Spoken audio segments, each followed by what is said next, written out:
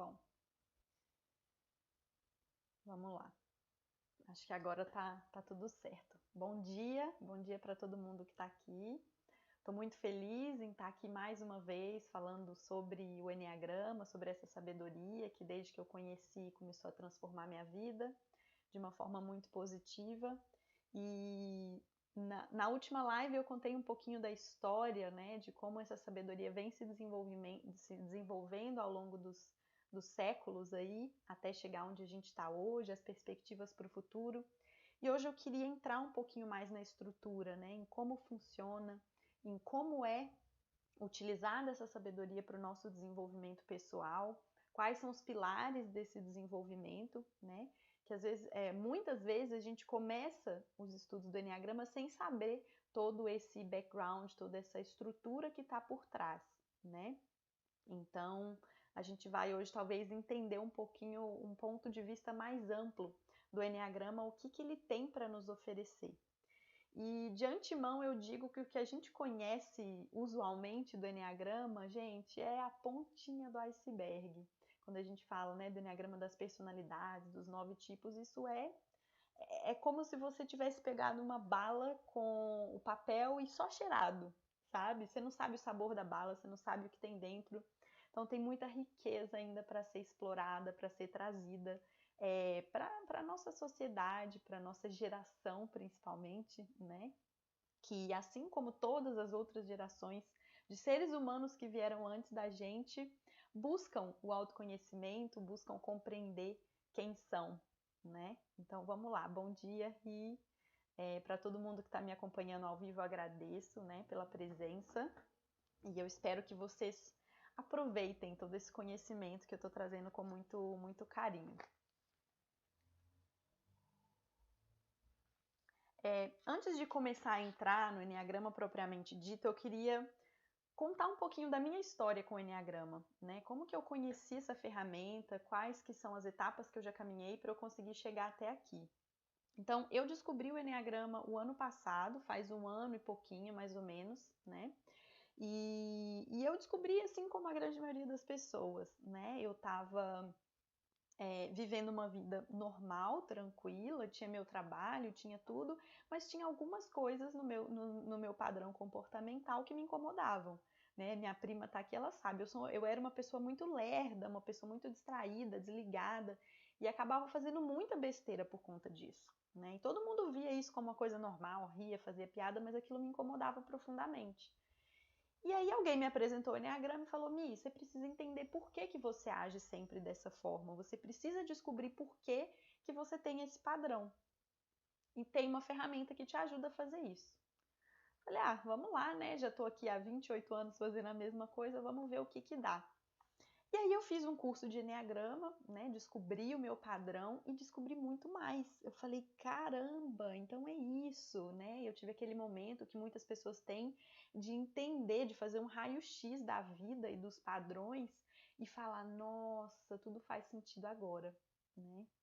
E depois que eu fiz essa primeira descoberta, eu criei um interesse quase que em comum por essa ferramenta, uma curiosidade muito atípica, assim, que acho que eu nunca tive com nada na minha vida. Então eu comecei a pesquisar e ver e buscar e tentar me aprofundar no conhecimento e realmente aprofundar na minha análise e comecei a praticar isso todos os dias.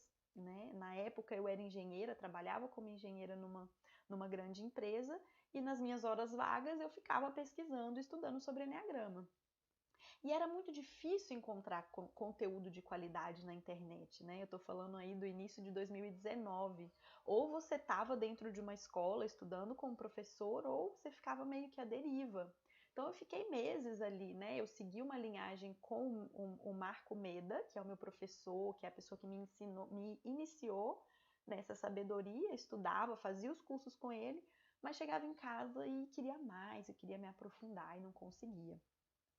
Foi então que depois do meu segundo curso de Enneagrama que eu tive uma transformação ainda mais profunda, né? Foi quando eu falei, caramba, tem muito mais coisas do que só descobrir o meu perfil de personalidade, do que só deixar de ser uma pessoa lerda e distraída, né? No meu caso, que sou um perfil 9. Tem muito mais. E aí eu comecei a ter uma vontade enorme de passar isso para as outras pessoas, sabe? Uma indignação positiva de não é possível que esse conhecimento não está à disposição, por que que mais pessoas não sabem disso? Por quê? E aquela vontade, aquela indignação foi me levando a pesquisar cada vez mais, até que eu recebi um chamado, né? Um chamado de que, olha, você vai precisar fazer alguma coisa para levar isso para as pessoas, né? E desde então, no final do ano passado, eu decidi abandonar minha carreira de engenharia e me dedicar exclusivamente a estudar, me aprofundar, aplicar e, consequentemente, levar essa sabedoria para todas as pessoas. E hoje eu tô aqui, né? Já faz aí 5, 6 meses que eu tô dedicando exclusivamente, né, a me aprofundar no enneagrama e em formas de levar isso para o mundo. Então, gente, tudo isso para dizer que tudo que eu trouxer aqui hoje nessa live, né, nesse compartilhando o enneagrama, é fruto das minhas pesquisas e da minha experiência pessoal. E por que eu digo isso? Para que vocês escutem tudo isso e não tomem como uma verdade absoluta, né? Entendam que o que eu estou trazendo aqui é simplesmente a minha perspectiva, a minha vivência com o enneagrama, né? O enneagrama é muito mais do que isso e ele pode ser visto de vários aspectos. Então, acolham esse conhecimento, mas busquem outras fontes, se informem, porque ele é um conhecimento vivo, uma sabedoria viva que depende não só do que está nos livros, mas da sua própria experiência pessoal com ele, tá bom? Mas eu confesso que ao preparar essa aula eu fiquei assim impressionada até com o nível de clareza que me trouxe preparar essa aula e de entendimento de qual que é a função, qual que é o papel do enneagrama na minha vida e que pode ser na vida de muitas pessoas, tá? Então vamos lá, primeira pergunta que muita gente se faz ao ouvir sobre o enneagrama a primeira vez. O que é enneagrama? Né? O que é essa ferramenta? Isso é né? Tem gente que acha que é uma religião, aceita, tem gente que acha que é só um perfil de personalidade. O que é o enneagrama? E eu gosto de dizer que o enneagrama é um sistema de autoconhecimento.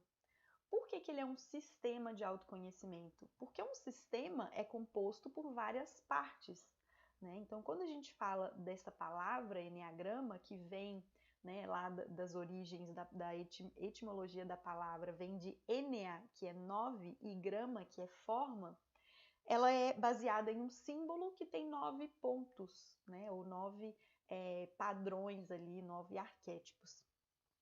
E esse sistema ele é composto por várias ferramentas que têm diversas aplicações dentro de autoconhecimento, né? Então a gente pode citar aqui, por exemplo, a aplicação dentro de empresas e organizações. Então tem muita gente que usa o enneagrama como uma ferramenta de formação de equipe, de treinamento de lideranças. Tem uma aplicação que é mais voltada para o desenvolvimento espiritual, para a jornada da espiritualidade, né? Conexão. Então tem pessoas que focam mais nesse aspecto do autoconhecimento, de reconexão com a essência. Enfim, ele pode ser usado de diversas maneiras. E eu gosto de dizer que esse sistema, fazendo uma analogia que às vezes fica fácil para a gente entender, imagina que você vai fazer uma viagem. Quando você vai fazer uma viagem, você precisa de várias coisas, né? Primeiro você precisa definir para onde você vai, qual que vai ser o seu destino final. Quando você define o seu destino, você precisa de um meio de transporte. Você precisa de um carro, ou você vai de avião, ou de ônibus. Você precisa definir o meio que você vai. Depois, vamos dizer que você vai de carro, vai. Depois você precisa estabelecer um caminho para chegar até esse lugar que você definiu ir. Quando você estabelece esse caminho, você precisa de um guia, de um mapa que vai orientar a sua trajetória. E eu gosto de falar que o enneagrama, ele é exatamente esse guia, esse mapa. Ele é como se fosse o GPS da nossa jornada enquanto seres humanos. O GPS, o mapa sozinho, ele não consegue levar a gente a lugar nenhum. Mas se a gente tem o mapa, a gente consegue ir muito mais rápido, muito mais longe. A gente consegue, se a gente se desviar da rota principal, a gente consegue voltar para o nosso centro, para o nosso eixo.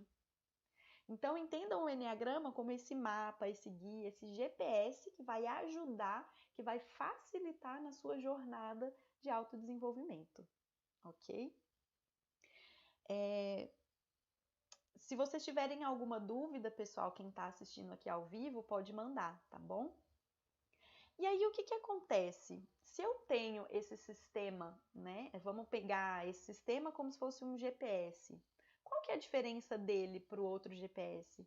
Se eu for pensar, né, olhando pela perspectiva dessa analogia, eu posso usar um mapa físico, eu posso sair perguntando às pessoas na rua, eu posso usar o Google Maps ou o Maps do iPhone. Qual que é a diferença? Né? O que esse sistema de autoconhecimento tem de especial? Na minha visão, o grande diferencial do Enneagrama como um sistema de autoconhecimento é que ele consegue unir dois aspectos fundamentais da vida dos seres humanos, que é a ciência ou a psicologia com a espiritualidade. Muitos sistemas de autoconhecimento que a gente conhece, às vezes trabalham só em um desses aspectos, né? Se eu fizer, por exemplo, uma terapia cognitiva comportamental, eu vou estar olhando só para o meu aspecto psicológico. Se eu faço uma meditação, se eu tomo uma ayahuasca, se eu faço qualquer experiência de transcendência ou de expansão da consciência, eu vou estar olhando só para o meu lado espiritual. O Enneagrama é como se fosse a ponte que faz com que a gente entenda, compreenda o nosso lado humano, o nosso lado psicológico e também faça essa conexão com o nosso lado divino, com o nosso lado sagrado, né?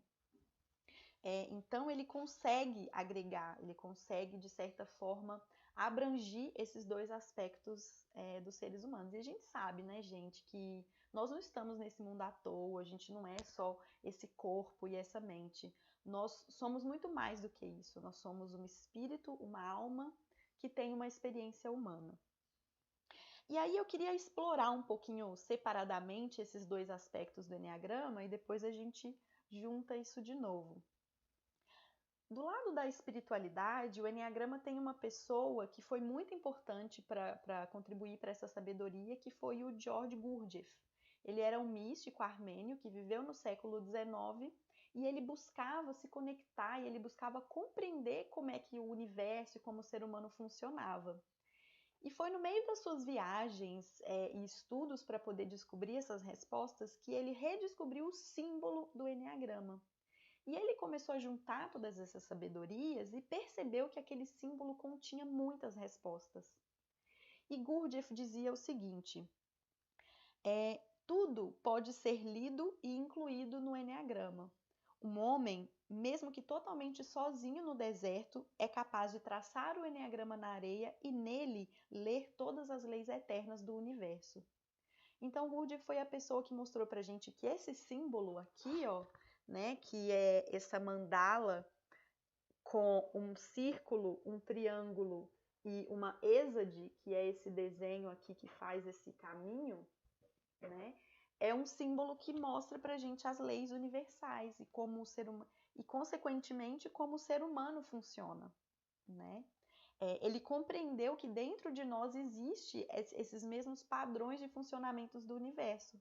Isso não é diferente, né, gente, do que fala, por exemplo, a astrologia, do que fala muitas outras sabedorias, os Vedas, que nos conectam, que falam que tudo que acontece no micro, né, no nosso interior, também é o que acontece nos ciclos do universo, as fases da Lua, né, se conectado com o nosso ciclo, por exemplo, das mulheres, enfim. Então, Gurdjieff viu que o símbolo do Enneagrama trazia esse conhecimento. Já no campo da psicologia, a gente só foi usar o Enneagrama no campo psicológico a partir do século XX, no final na década de 50 e 70, né?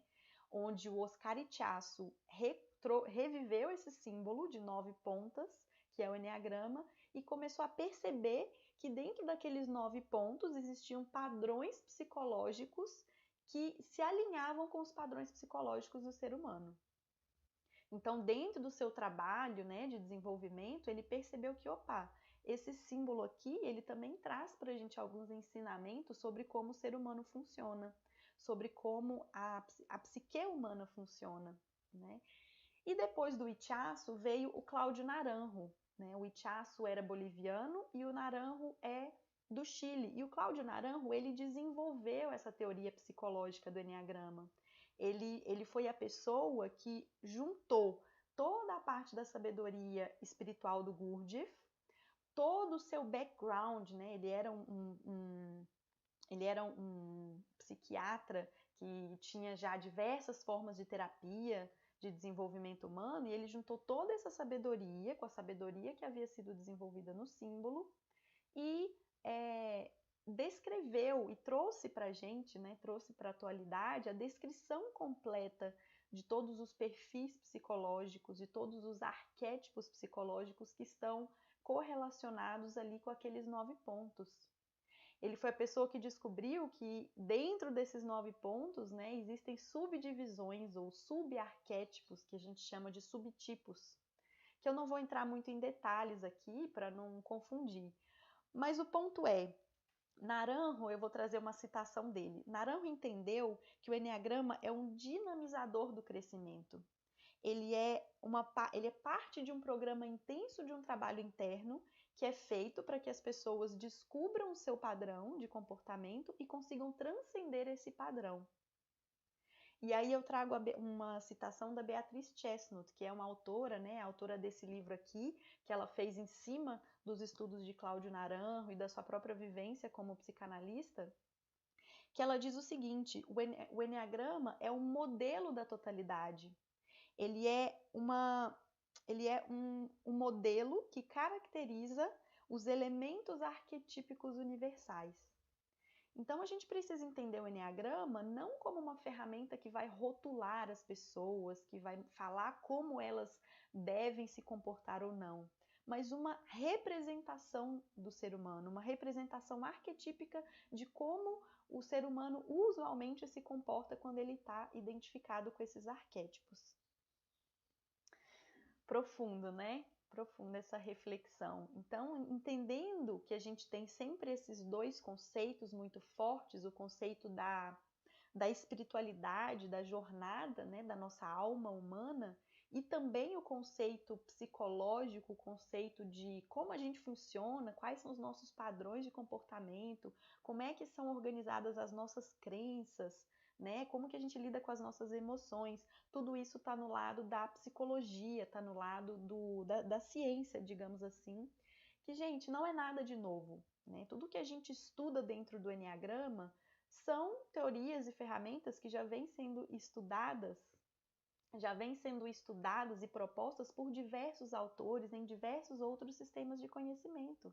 Então, a gente traz muito do que Freud, do que Jung estudou sobre o inconsciente humano, né? A gente traz uma série de outros autores e outros sistemas psicológicos que, como Gurdjieff disse, simplesmente são colocados à luz do Eneagrama e são lidos de uma forma a dinamizar, a acelerar o processo de autoconhecimento e de autodesenvolvimento, tá?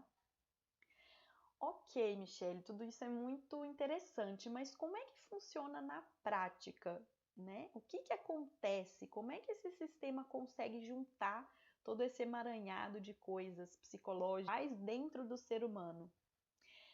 Existe, gente, dentro da proposta do Eneagrama, uma jornada que acontece ao longo da nossa vida, né?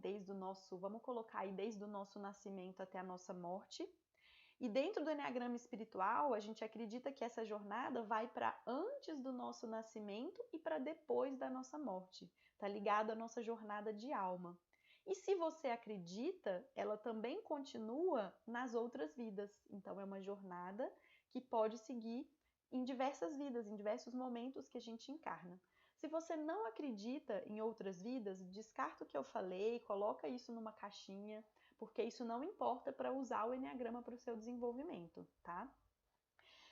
Mas basicamente, vamos pegar aí na nossa trajetória de vida, eu desenhei aqui um sisteminha que eu quero ver se eu consigo passar para vocês. Eu não sei se vai estar espelhado aqui. Mas o que acontece? Gente, eu vou deixar isso daqui, se vocês quiserem tirar um print aí, ó, quem tá no Instagram para vocês estudarem depois, mas eu vou deixar na descrição, tá? Tanto no YouTube quanto de outras coisas. Eu propus aqui para explicar para vocês uma jornada de 7 passos. o que que acontece? Antes da gente nascer, é como se a gente fosse um serzinho de luz que tem uma essência, que é a nossa alma. E essa essência é como se ela tivesse 9 padrões vibratórios diferentes. Está espelhado, né, Ri? Depois eu coloco esse modelinho para vocês aí, posto uma foto, enfim. Mas é como se vocês tiverem papel e caneta e quiserem anotar, porque isso daqui é valioso, viu? Basicamente, no primeiro passo da nossa jornada, a gente é uma alma, nós somos uma essência de alma, nós somos um serzinho de luz que está ali em contato direto com Deus. Tá bom, tá, e depois eu vou fazer sim.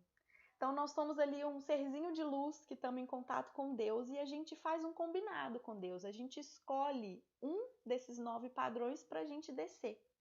Então, a gente fala assim, beleza, eu vou escolher. Então, entende que o nosso tipo do Enneagrama faz parte da nossa jornada de alma? É como se eu escolhesse uma característica divina para eu descer, que vai, né, depois culminar em um dos 9 perfis. Então eu sou lá, esse serzinho de luz, combinei com Deus que eu ia descer. E aí, quando eu encarnei, eu precisei escolher o meu pai e a minha mãe, que são 2 pessoas que já estavam nesse plano e que iam me ajudar nessa minha jornada. Então eu escolho o meu pai e a minha mãe. E quando eu nasço, né, no momento em que eu viro um fetozinho ali dentro do útero da minha mãe, passo pela gestação e nasço, é como se eu perdesse essa conexão com Deus por um momento e virasse um ser humano, com corpo, com carne e osso. E imagina, gente, quando você pensa num bebezinho, ele é muito frágil. Ele precisa de cuidado, ele não sabe como sobreviver nesse mundo encarnado.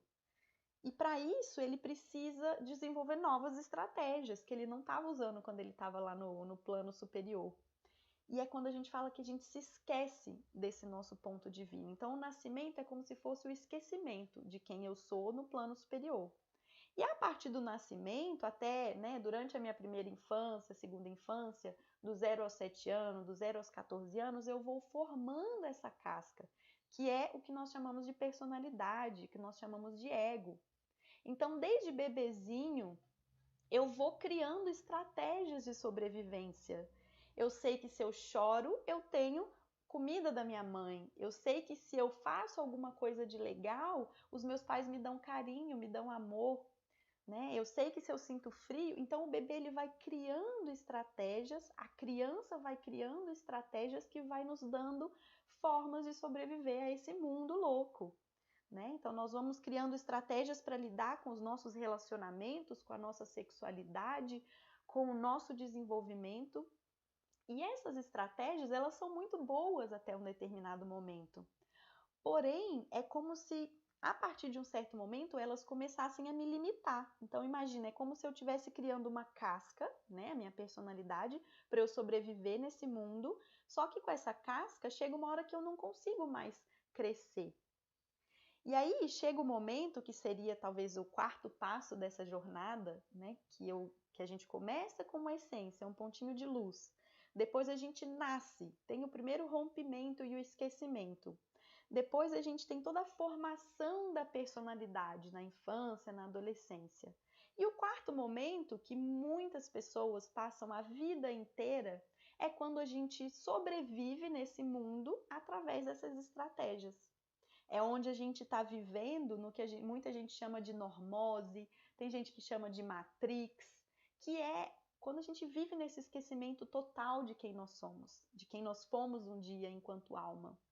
Então, é onde a gente vai se preocupar com coisas cotidianas. A gente vai se preocupar com pôr comida na mesa, com ganhar um dinheiro, com ter um salário. Se eu tenho filhos, eu vou me preocupar com criar os filhos. Se eu me relaciono com as pessoas, como que eu vou me relacionar, como eu vou me comportar. É onde eu atuo de forma automática. Se o mundo me apresenta alguma coisa, eu preciso reagir, eu preciso revidar, né? É onde as minhas emoções estão me controlando, todos esses impulsos animais que eu construí vão me controlando. E nós, seres humanos, somos um serzinho muito interessante, porque a gente acha que só porque a gente tem uma mente e a gente consegue definir estratégias de crescimento, a gente acha que a gente é um ser superior. a todos os outros, mas a verdade é que a gente está sendo basicamente dominado pelos nossos instintos animais e as nossas emoções. E aí vem o ponto de inflexão dessa jornada. Eu vou mostrar aqui de novo, vai estar espelhado, mas é o ponto em que a gente descobre que a gente está vivendo nesse padrão, que é o que a gente chama aí do despertar, ou é o início que a gente começa realmente a fazer um trabalho de desenvolvimento psicológico e espiritual. É um momento da vida em que eu vou começar a observar esses padrões, né? É um momento da vida que eu vou falar, caramba, não é possível que a minha vida vai ser só trabalhar, ganhar dinheiro, comer e dormir, né? Não é possível. E é aquele momento da vida que a gente começa a se questionar e a gente começa a pensar, meu Deus, mas o que tem mais? Por que eu tenho todo o sucesso do mundo e eu não estou satisfeito com a minha vida? Parece que falta alguma coisa.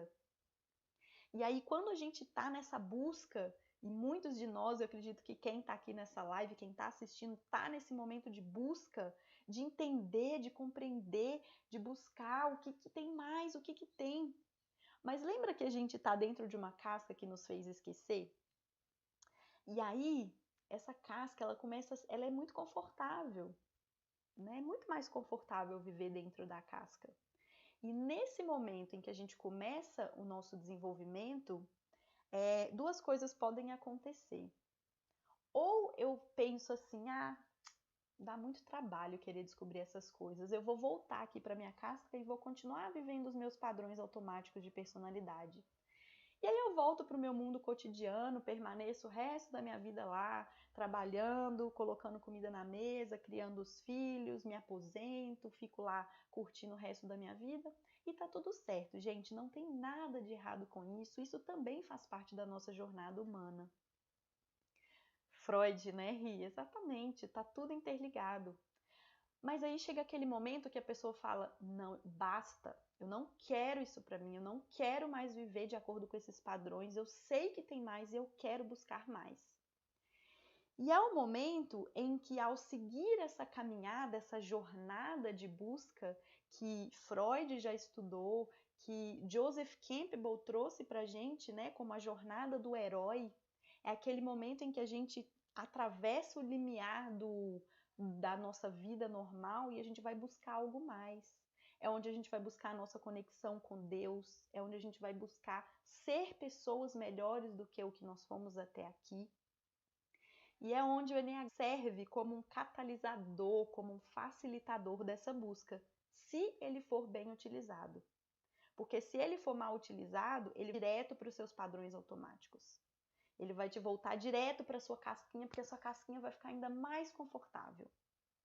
Então, aqui é onde as pessoas que têm coragem de transcender esses padrões, que têm coragem para continuar a busca do seu próprio desenvolvimento, de agir para se tornar a pessoa melhor, e aquelas pessoas que vão continuar achando que está tudo bem viver uma vida normal. E o que acontece depois desse ponto de desenvolvimento, que é a sexta etapa dessa jornada, que é o que eu chamo de é o momento que a gente transcende essa casca, a gente transcende esse padrão da nossa personalidade. É aquele momento que a gente fala, meu Deus, agora eu entendi tudo. Agora eu sei que realmente tem mais, eu sei que eu tô com o universo, eu sei que eu tô conectada com Deus, eu sei que eu sou muito mais do que só a minha personalidade. E quando a gente continuar nessa descoberta, em quebrar essas cascas, porque lembra, a gente ficou o ano inteiro, a vida inteira construindo essas cascas, desde que a gente não solta ela de uma vez, num retiro, num trabalho. A gente precisa de um tempo para aos poucos ir tirando essa casca, né? Quando você pega ali, por exemplo, o desenvolvimento de uma borboleta, que ela vai ali dentro do casulo e ela vai se desenvolvendo, ela rompe, mas ela ainda é como se fosse um novo bebê. Então, tudo isso é um processo, é uma jornada. E quando a gente se propõe a continuar, né, depois dessa sexta etapa, que é esse sair do casulo, esse transcender os padrões da personalidade, é onde a gente reconecta com a missão da nossa alma. É onde a gente se lembra daquele combinado que a gente fez com Deus. E nesse momento, a gente ainda tá encarnado nesse plano, mas é como se a gente voltasse ao primeiro passo da jornada. Então, Eu não trouxe aqui muito bem a explicação da lei do desenvolvimento, que é sempre em 7 passos, mas quando eu chego na 7ª etapa, eu volto para estar em contato com essa minha alma. Só que eu ainda estou aqui na Terra. E aí o que eu vou fazer? Eu vou continuar minha caminhada, eu vou continuar trabalhando, vou continuar tendo meu emprego, eu vou continuar gerando meu sustento, vou gerar prosperidade, vou ter uma família feliz, né? Vou criar talvez novas cascas maiores do que a anterior para eu poder também conseguir continuar sobrevivendo. A gente não consegue sobreviver sem, né? Como a Rivane perguntou, ela larga ou substitui? Eu largo essa minha casca pequena, me desenvolvo e aí crio uma outra casca um pouco maior e mais confortável. Com o tempo, se eu me desenvolvo mais e mais, essa casca passa a ficar apertada, largo ela de novo e cresço e assim vai. Então é um processo, é uma jornada que vai se repetir enquanto a gente estiver disposto a vivê-la. Né? Enquanto a gente estiver disposto a quebrar a casca e transcender, quebrar a casca e transcender, para o nosso combinado e manifestar aquela característica de essência que a gente combinou com Deus, digamos, veio para esse plano. Uau, não sei o que vocês acharam dessa explicação. Tomou até um pouquinho mais de tempo do que eu esperava, mas foi importante para vocês entenderem o que está por trás. Agora, na prática, na vida real, né, no nosso mundo, o que acontece? Como é que o Enneagrama é usado? Como que ele encaixa nessa história toda? Basicamente, o Enneagrama entra na nossa vida nesse ponto de desenvolvimento, nesse ponto em que a gente decide que, cara, eu não tô gostando dessa vida, não tô gostando mais da forma como tá indo, quero algo mais. E aí, a gente vai, dentro desse contexto do Enneagrama, usá-lo como um caminho para nos ajudar nessa passagem, né? Obrigada, pessoal. Esse transcender é o desenvolver, é a prática do desenvolvimento, né? Como que eu me desenvolvo? Eu me desenvolvo através dos estudos, e aí eu vou chegar mais na frente em como a gente usa o Enneagrama. Talvez isso vai ficar mais claro para você. Basicamente, quando a gente fala de desenvolvimento, né, existem formas de se fazer isso. Né? Então, como eu disse, a grande escola de Enneagrama vai trabalhar só nessa dimensão horizontal ali, que é falar o tipo de personalidade, que é descrever a casca, né? E vai ficar ali no entorno de descrever a casca e voltar para aqueles padrões automáticos. Agora, para as pessoas que realmente estão dispostas a se desenvolver, como que o Enneagrama vai ajudar? Quando eu identifico a casca, eu preciso fazer o trabalho de desenvolvimento, ok, entendi que eu tô na casca, entendi que essa casca não vai me levar a lugar nenhum e eu preciso de um passo a passo, de um guia para fazer esse trabalho.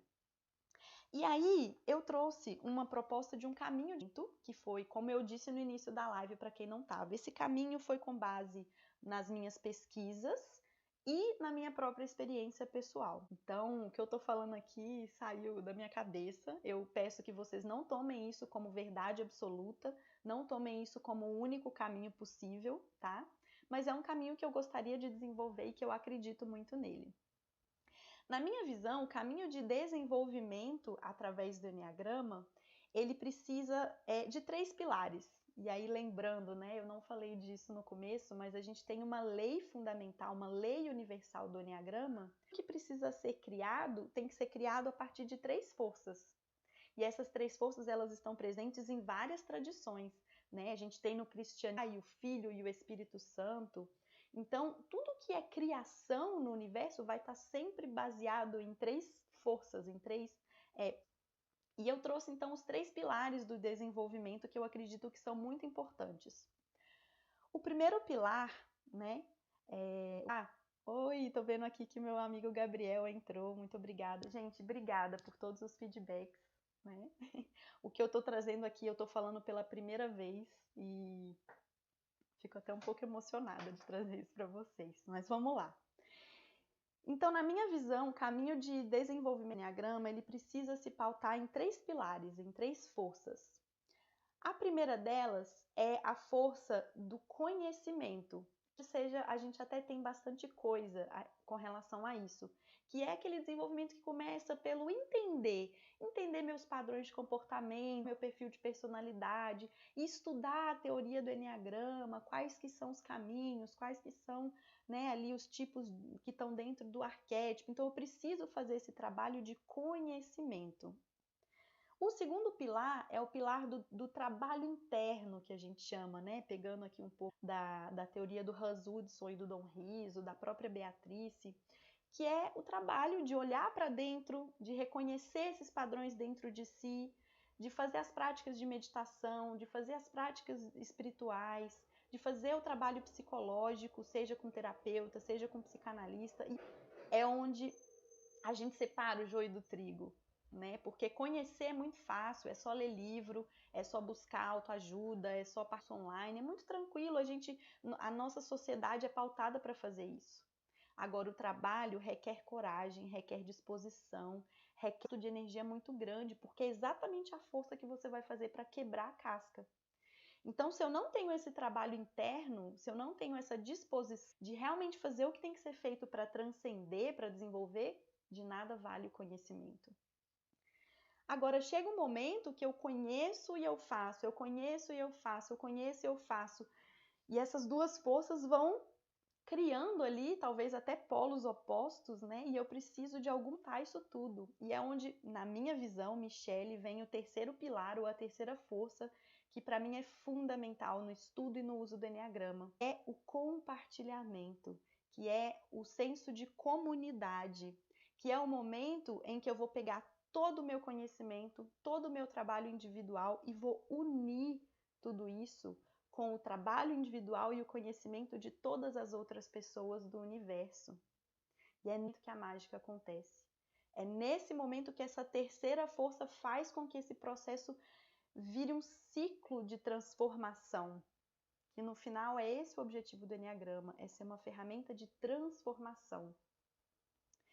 E com base, né, nesses três pilares do conhecimento, para entender os padrões, fazer o trabalho de desenvolvimento individual, fazer a meditação, fazer as orações, fazer a terapia cognitiva com o psicólogo.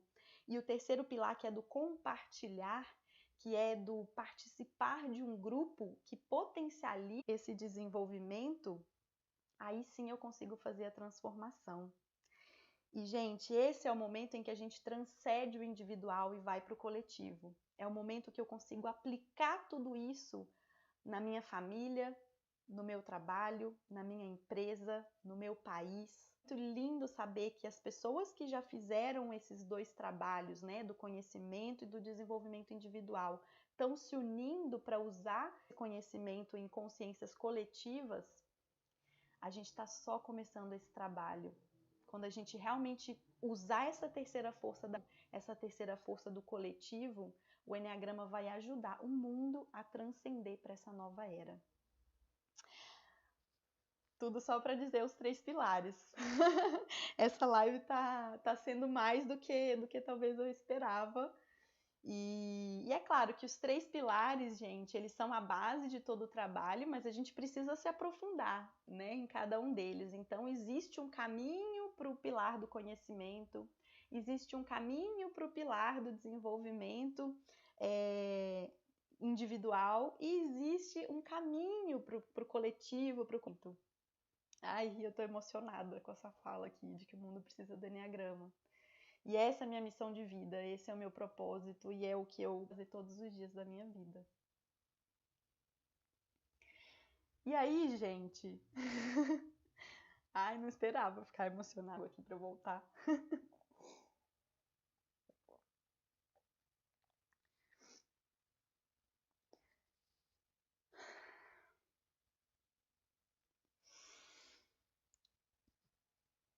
Vamos lá.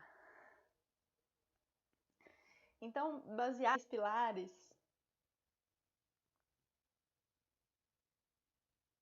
Obrigada, Cat. Ai, gente. Vocês são lindos, vocês são demais.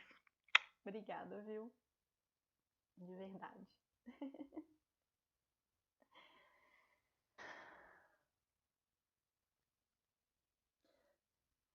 Desculpa.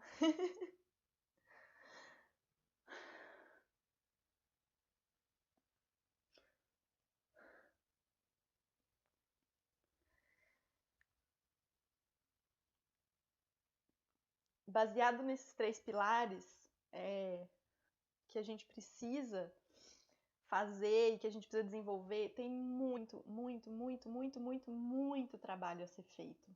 Muito trabalho a ser feito. Não é um trabalho que vai ser feito por uma pessoa, por uma escola, por um professor. Não, é um trabalho que tem que ser feito de forma coletiva. É um trabalho que precisa da força de todo mundo que se conecta com essa energia. É um trabalho que é muito, muito, muito maior do que todos nós que estamos aqui, do que tudo que já foi feito até agora. É um trabalho espiritual mesmo, divino e sagrado.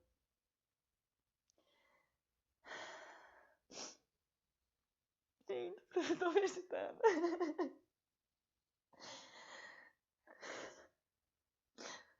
A gente precisa de muita força, muita coisa para desenvolver esse trabalho. E eu acolhi esse chamado, trabalhar isso, para levar isso para o mundo, porque eu acredito que o mundo precisa e que essa força, essa sabedoria pode ser o que o mundo precisa para a gente passar por esse momento, para a gente sair do outro lado mais fortes e ter a possibilidade de uma vida melhor. Então, isso é só o começo. Isso é só o começo, isso são só os primeiros passos. Eu me voluntariei para essa missão.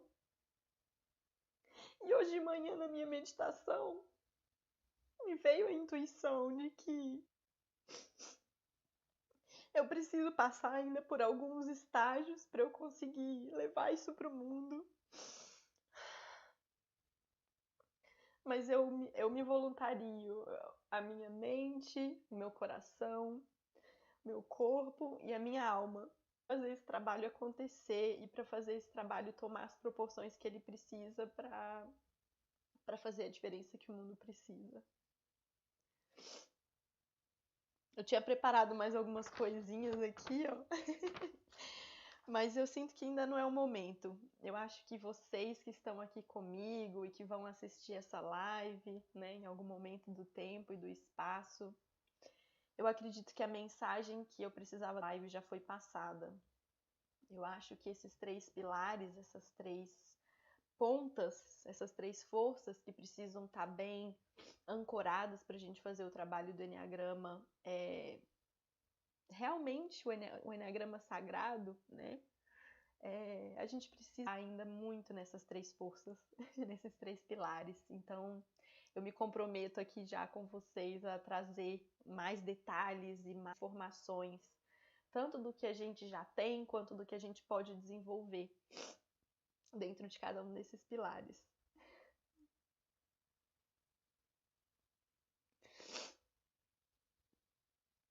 Obrigada, gente.